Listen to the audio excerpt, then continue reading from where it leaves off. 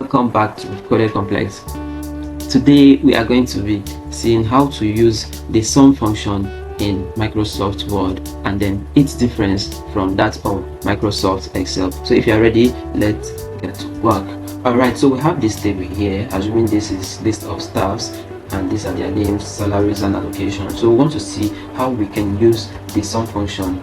Alright, so we want to get the total of these salaries. So we are going to use this. Okay, this is what you do. First, press Ctrl F9. Alright, and this curly bracket will appear. Then you go ahead and type your function. Of course, you have to start with equal to sum.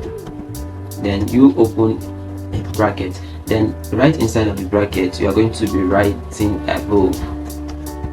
Okay, this is above. Then press F9 after you are done. So this is the total of everything here, 24 or 240,000. Okay, so that is how to use the sum function in Excel, in Microsoft Word. So here I will also show you how to get the sum total of these using the quick sum. Okay, so here I have my auto sum. So I'll just click the cell I want the total to come in, and I'll just click on this, and you see the total has appeared. So in case you don't have this here, all you need to do is click on this small drop down arrow here, then go to month. Okay, so here you're going to choose popular commands, click on it and select all commands. Alright, so you now have all commands here. So what you do is you keep on scrolling until you get to find that. Alright, so this is it here.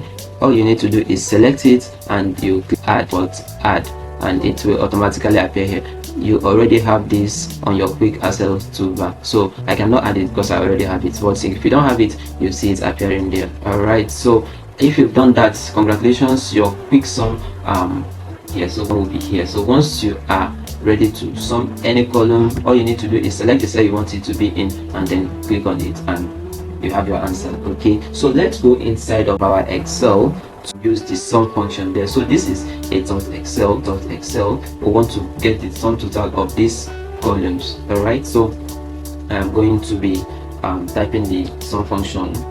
So obviously anytime you want to type a formula, you have to start with equal to. So I'm going to type equal sum, then I would select the cells I want to add. Okay, all right, so and I will close the bracket and hit enter.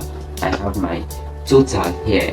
We are also going to be using the quick sum. So all you still need to do is go to your quick access toolbar, click on the drop down menu, click on more commands, and then click on all commands. Alright, so we are also going to be looking for the sum function. Okay, alright, so here is it. I will select it and then click on add, and I have it here, and I'll click on OK. Then I'll come back here and see it. All I still need to do is to select the column I want it to be in and then click on it and hit enter. Alright, if you've gotten value from what we've done just now, I would want you to like the video and the share button, hit the share button so that it will get to so many other people. Alright, I'll see you guys in our next video. Peace out.